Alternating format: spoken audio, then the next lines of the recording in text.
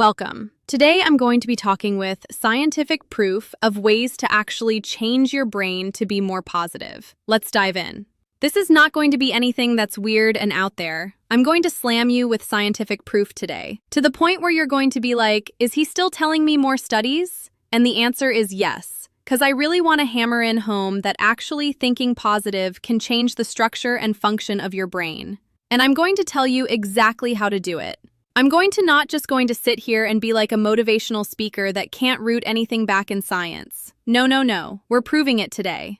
Because research has shown over and over and over again that positive thoughts have a massive impact on the structure of your brain. And when the structure of your brain changes, the function of your brain long-term will change as well. In fact, it's very similar to how, physical exercise gradually changes the body if you do it over and over and over again. Positive brain workouts help form new neural pathways that can disrupt your negative thinking patterns, leading to long-lasting changes in your cognitive function, which help you think better and actually help your brain work better. And so to understand how this works, let's first take a look at just the brain itself. Your brain is basically this little mushy thing that's made up of billion ions and billions of neurons, which are specialized cells that transmit information throughout the brain and the nervous system. And these neurons are connected through things called synapses, which help them communicate with one another. And when you think a thought or you perform a certain action or task in some sort of way, your neurons are going to fire in a particular pattern that corresponds with that thought or with that action. And there's a real famous phrase. The most famous phrase around neurology is NE, that fire together, wire together. Fire together basically just means an electrical signal. And then they wire together, which means they create an electrical connection. And over time, repeated patterns of thought or behavior, positive, negative, whatever it might be, just repeated patterns of thought and behavior can actually change the structure of your brain. And this is known as neuroplasticity. This is what allows your brain to adapt and learn new things throughout your entire life. So we've all heard the phrase, you can't teach an old dog new tricks. Completely false. You definitely can. It's just as you get older, it becomes a little bit harder to learn things or to change. But it does not mean that you cannot change. So for example, if you sit and you decide, I've never played the piano before, but I'm going to sit down for an hour a day and I'm going to practice the piano every single day. The areas of your brain responsible for processing music become more developed and more efficient. I have an entire EP, not an episode. I have an entire chapter in my book Level Up, that is specifically around neuroplasticity. And it is so fascinating to me how we can change our brains whenever we put dedicated practice into something. And how people who have the P, who play the piano, their brains end up changing and being different people who drive taxis in London. Their brains end up being different because they have to memorize every single road that's in London. And so the same is true for positive thoughts. So the same way that if I decide to learn piano, my brain is going to change. If I decide that I'm no longer going to be negative, my brain is going to change. It's not going to change overnight, but it's going to change if I continue to keep being very intentional. And when you consciously focus on positive thoughts, you activate certain neural pathways in the brain that correspond with those thoughts. And over time, those pathways become stronger and stronger and stronger. And as they become stronger, they become more efficient. And as they become more efficient, it actually makes it easier for you to access positive thoughts and emotions in the future. That's what's crazy. You could be negative as hell right now, but decide, I'm no longer going to be negative. I'm going to find the good in everything. I'm going to be positive. And as you do it over and over and over, those neural pathways become stronger and stronger and stronger. And as they become stronger, they become more efficient, which makes it easier for you to access positive thoughts and emotions. Wow, that's pretty damn crazy, right? This is why positive thinking is often referred to as a brain workout. It's just like in a real workout. Like physical exercise strengthens your muscles, positive thinking actually strengthens your brain. Once again, I'm going to give you science. Don't you worry, I'm not just saying this as some rah-rah, high-five motivational speaker, because that's not what I want to be. And this is why you can meet somebody who's always happy and you're like, what the fuck? How are you always so happy, right? How do you do it, right? I've thought them. You're so happy all the time. You're so positive all the time, right? But you also can meet somebody and they're always sad all the time.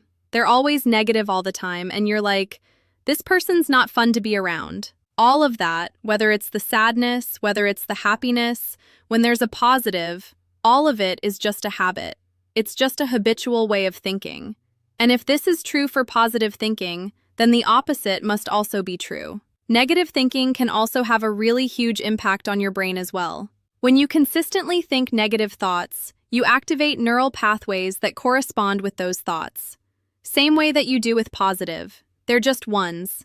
And over time, those pathways become stronger and more efficient, making it more easier for you to access negative thoughts and emotions in the future. And this is why negative thought, like negative thought patterns, negative thinking, being a little negative Nancy can be so hard to break. You can see someone and it's just like they're so miserable. And even if they don't want to be miserable anymore, it's so hard for them to stop being miserable. It's hard to break because as you continue to keep doing them over and over and over again, it becomes easier to do, and they become deeply ingrained in the structure of your brain. But the good news is that with a lot of time, well, first off, with awareness of what you are thinking, how you're acting, in time and attention and intention, you can disrupt these negative thinking patterns and consciously start focusing on thoughts that are more positive. When you intentionally choose to think positively, you activate different neural pathways in your brain that correspond to those thoughts. You activate different neural pathways than the negative thoughts, and neurons that fire together wire together. And over time, these pathways become stronger and more efficient. And eventually, they disrupt the negative patterns, making it easier for you to access positive thoughts and emotions. And recently, I told you guys about, I used to be such a negative person. I used to be such a pessimistic person. I was such a negative Nancy. And over time, I was like, I don't want to be this way anymore. This is not who I want to be in the future.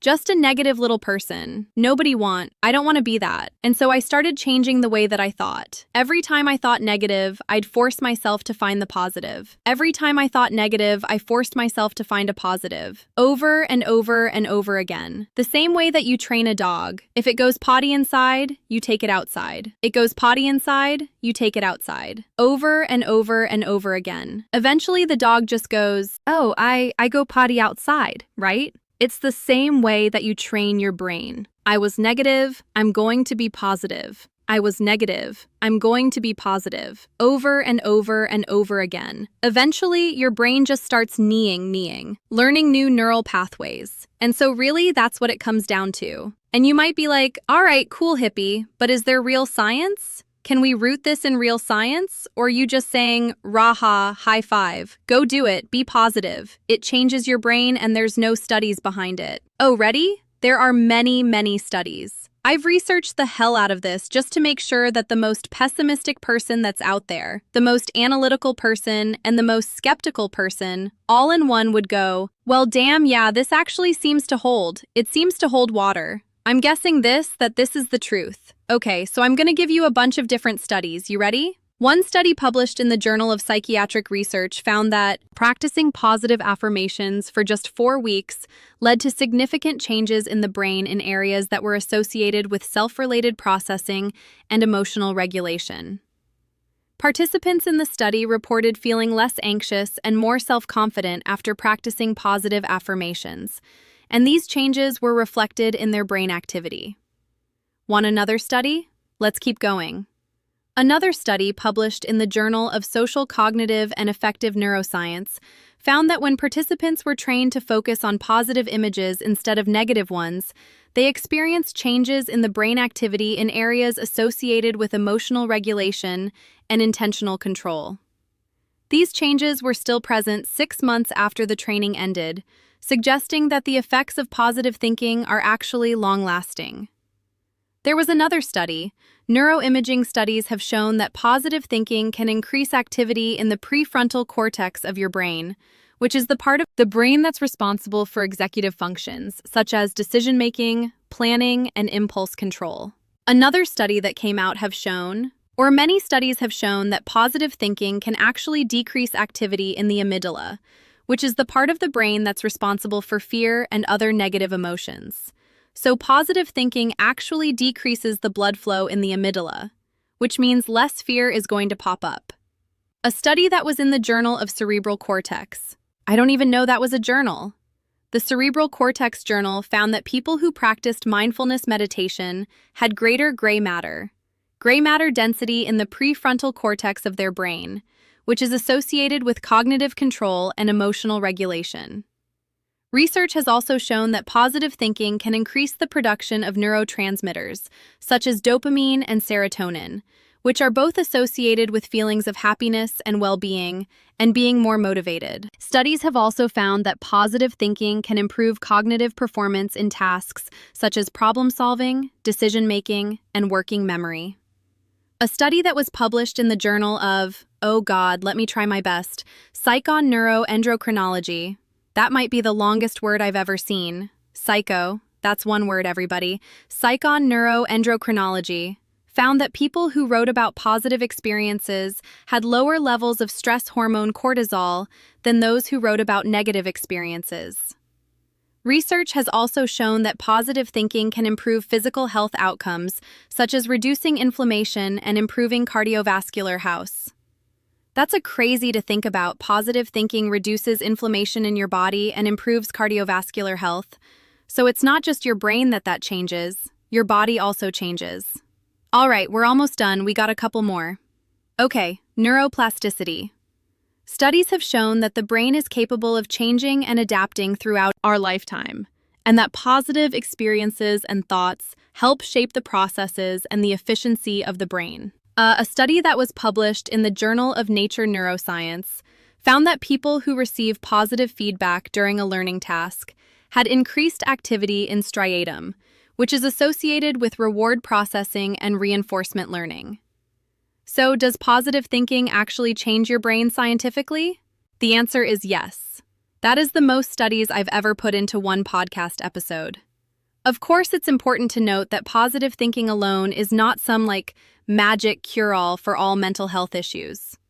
I'm not saying that when something comes up and you know you're feeling like complete shit, that you're just like, hey, everything's gonna be okay. Everything's gonna be okay. Everything's gonna be okay. That's not what I'm saying. What I'm saying is there a way for us to try to start searching for a little bit more positivity when something happens? Can we look at it through a positive light? If something negative happens in our life, can we look at it through a positive light so that not so that we ignore the negative, but so that we can actually take on the negative in a more of a positive way? So it's not a cure-all for mental health issues. For instance, for people that have clinical depression, positive thinking exercises might not be enough to alleviate their symptoms. But there's many STs that show just practicing positive thinking can be helpful as a complement to forms of therapy that they might have or medication that they might be using.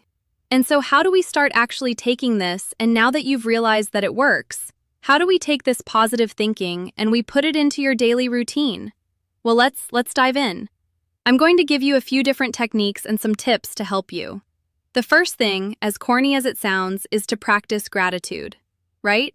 Take a few minutes a day to just write down 3 things that you're grateful for. All too often, our brain goes to negative. It looks for what is wrong in our environment, and it does that as a way to keep us safe. It searches for what is wrong. And so what we need to do, if that's the case, is we need to search for what is right. We need to search for what we can be grateful for. And so what we need to do is we need to find 3 things that we're grateful for early in the morning. Not late at night, but early in the morning, when your brain is still kind of waking up. It's still kind of in theta state, because theta is the most programmable state that you can be in. And so, a simple exercise like this can just help shift your focus from what's wrong in your life to what's going right, or what you can be proud of, or what you can find that's good. And it doesn't have to be huge things. Doesn't be like, oh my God, I bought a new house. It could be like, hey, it's a beautiful sunny day outside. I get to go have dinner with a friend. Tonight could be something like that, right? That's the first thing. Practice gratitude. Next thing is use positive affirmations. I gave you multiple studies that show that positive affirmations actually start to change the way that you view yourself. And so instead of saying, don't lie to yourself, but if you say, I am capable and I am confident, or if you feel like you're unlovable, I am worthy of love, I'm worthy of respect. And repeat them to yourself all throughout the day. Because all too often we have a narrative that's going on in our heads, and it's not really a story that's helping us. And so really what it comes down to is, how can I change the narrative that's going on in my head? You can also write them down on sticky notes. You can place them all around your house, your workspace, everything. Next thing is, how can you try to surround yourself with more positivity? Can you start spending? Can be more intentional with who you spend your time with, right? The people that you spend your time with, you have really negative people around you. They're going to, change your mental health. So can you spend more time with people who lift you up, who make you feel good about yourself? Avoid negative people and start to get into the energy of more positive people. Another thing is to practice mindfulness. Sit down, be quiet, and become aware of your thoughts. A lot of people think that sitting down and meditating is about trying to turn your brain off. It's really not what it's about. Is to take out all the things that you're seeing, all the things that you're doing, and to take a moment just to be with yourself. And it's not about getting rid of your thoughts, it's about observing your thoughts. So when you sit down and you meditate, you start to become more aware of your thoughts. You start to become more aware of your emotions. You're just trying to be with yourself a little bit more, which can help you develop much more of a positive mindset. Oh man, I'm noticing that when I sit down and meditate, I'm immediately going to anxious thoughts, anxious feelings. Okay, what do I need to do to change that? Another thing you can do that really helps is to start getting better with your self-talk. A lot of times, most people that I come in contact with are not really the nicest. They're kind of shitty to themselves. And so when you catch yourself with negative thinking and having negative thoughts, challenge yourself to change them with positive thoughts that immediately come back. So if you say something negatively about yourself and you notice it, become aware of it, immediately replace that with 3 positive things that you like about yourself, right? And that's slowly how you start repatterning yourself. So if you find yourself thinking, I'm not good enough, well, counter that with, I'm capable, I'm deserving of success. What else that you need to hear? How do you need to be your best friend? How do you need to be the person that's in your corner, that's building yourself up instead of breaking yourself down? Remember, practicing positive thinking, it's a process. It's not going to happen overnight. You're not going to be positive today and wake up tomorrow and just immediately be like, oh my God, I'm so positive. But when you're really consistent with it, when you practice it all the time, you can actually change your mindset. You can actually change the structure of your brain through those long-lasting changes. And when you change the structure of your brain, the function of your brain changes. And the cognitive function that happens inside of your brain actually starts to change and adjust as well. So hope I proved to you that there's scientific proof that positive thinking actually changes your brain for the better. So with that, I'm going to leave you the same way I leave you every single episode. Get your mission, make somebody else's day better. I appreciate you, and I hope that you have an amazing day.